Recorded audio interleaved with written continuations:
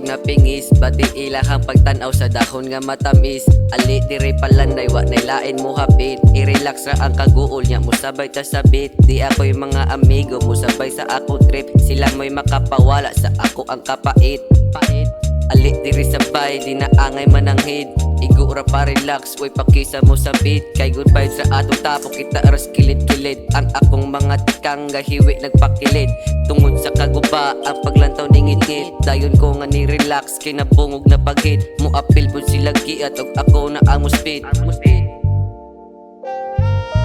Relax, likay sa mga bati, ang kasipat o kasi ayaw palabi eh. Lihok liya ay lampataka ug agi, nay masayang kinabuhi ug di ka mo abante.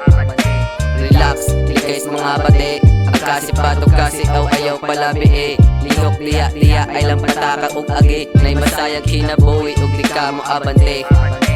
Di man iway gihatag ang Ginoo og problema nga dili na to makaya. Kayahon ang tanan kay dako pa kayo tag tsansa. Nakoy mga tiil na gitamakan di matumba sa akong sitwasyon bisag guot kay ikatawa. Inyong mga panulti lapos ranas akong tenga, igura pa relax kay klaro na ning bataa. Sa akong binuhatan wa nay lain makiglumba, sa ako ang na-feel bisag lisod akong gikaya. Dagan pud og nangandoy usa na akong pamilya, unta dili mawala ang inyong mga pag-asa. Sa ligi kog maayo di mo puno og lakwatsa, sa ako ang estilo wa nay lain pasalida kundili ang kamaayo og pagtuos gipakita. Ang kakait kamaro ayaw gamitas di kaila kay di ay mga hangal gabantay ras ato ang tira.